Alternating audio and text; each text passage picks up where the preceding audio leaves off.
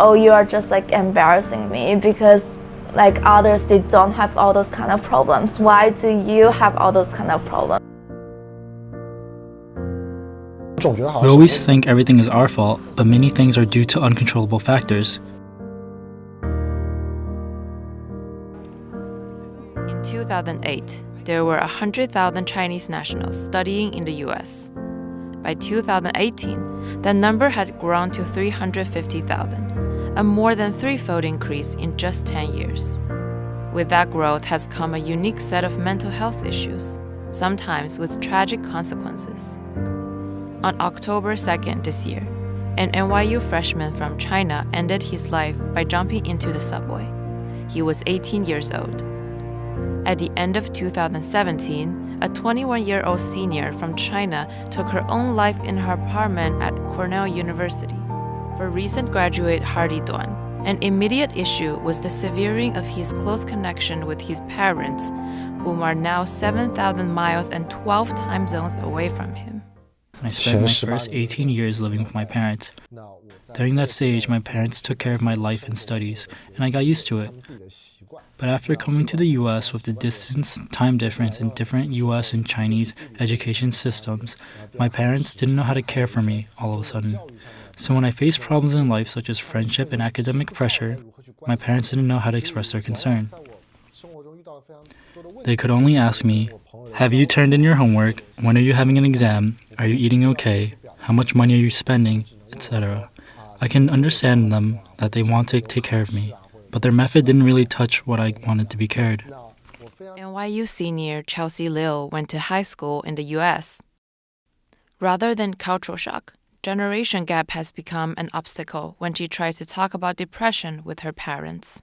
It's like really hard for some of the traditional Chinese families to understand what you are like actually going through. And if you try to talk to them, you have to like explain everything what has been happening and explain to them like, oh, what mental health issue is, and maybe you would even get blamed by your family. So it's not that easy to talk to your family about this.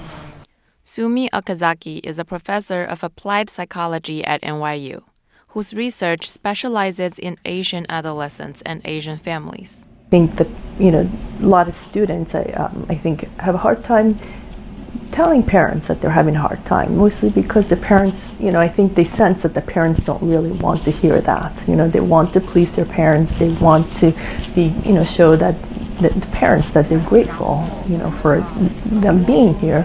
But it's very hard to then admit, like, oh, I'm having a little bit of a hard time. And so I think a lot of times the Chinese or other international students, but I think especially Chinese students, feel like there's not really a space for that conversation.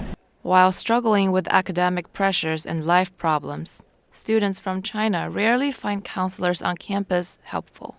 She tried to make safety plans with me.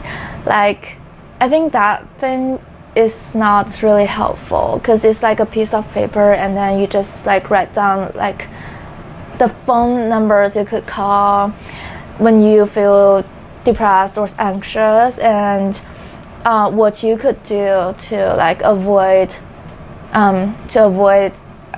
suicide prevention. So I don't think that's really helpful, because if people are really anxious at that point, at that moment, they wouldn't be pulling out the paper and then just look it through. My therapist is American. She doesn't know the dynamics between Chinese parents and children and Chinese parents' expectations. Then it is a problem of mental therapy in New York. Although there are many Chinese in New York, Chinese-speaking doctors are so few. My therapist could only try her best to understand Asian parents and Asian culture and children's study and working expectations, like Tiger Dad and Tiger Mom. She can only overhear or understand from some stereotypes.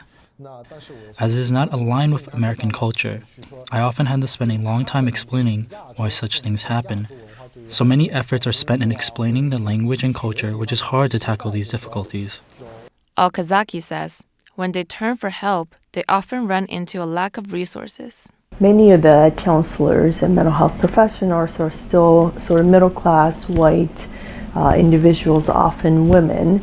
And because of the increasing diversity in the United States, with more and more population either being international or ethnic minorities, I often hear that in the community, the mental health professionals also have a hard time figuring out where to refer clients because a Chinese speaking mental health professional might not have openings at the time because that person's practice is full.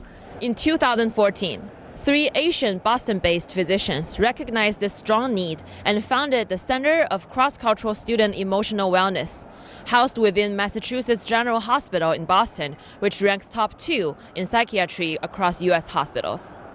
As one of the founders, Dr. Albert Young says the cultural stigma of seeking mental health support is a first obstacle. Psychiatry, mental health, psychology originated from European American culture. So this is the kind of services that this discipline or many disciplines in mental health are not familiar to Asians or Chinese. A lot of times they run away from mental health providers, mental health services because of the stigma. I'm not having a mental illness. Why do I need to talk to a mental health provider? Young feels that today's Chinese young adults have specific challenges based in the unique history and society they grew up in. Why are the Chinese parents always talking about success in terms of money, making money? Why are other people in other cultures, they are not doing that? In the past, say, 40-something years, GNP of China has grown tremendously, exponentially. And that means there is a lot of focus on creating wealth. Or there was a tremendous lack of wealth to start with. So this has affected a lot of the value system. Now we're seniors, we're trying to look for a job that is high paid, and so I think our parents, they never expect us to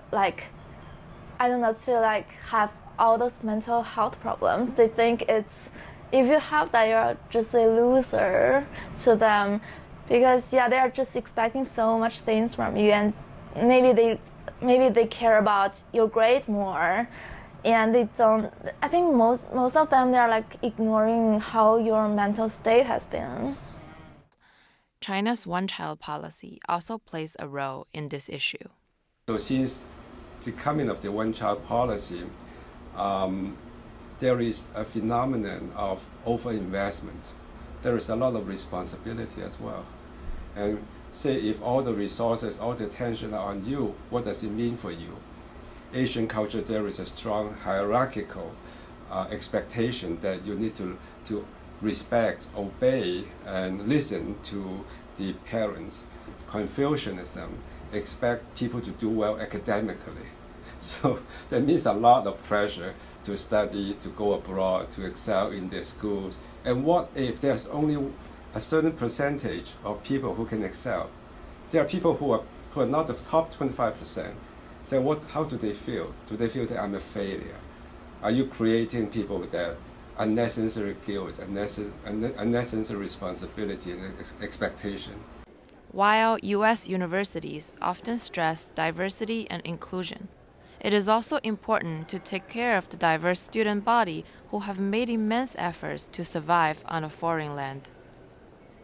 My main goal is to help people from Besides professionals, NYU senior Aria Shao, who is the only applied psychology major from China in her class, dreams to go on a cross-cultural counseling career to improve the current situation. Last semester, my friend from CSSA, Chinese Students and Scholars Association at NYU, reached out to me, and she suggested we should do a workshop for Chinese international students on what is psychology and what are the common emotional problems that you encounter. It was important to me to have the students realize it's very important to recognize their own emotions and talk about them.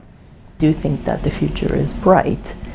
There's a collaborative program between NYU Shanghai and NYU on this campus where the social work master's degree is being offered, and that's a excellent model where we are specifically training people who can cross cultures literally.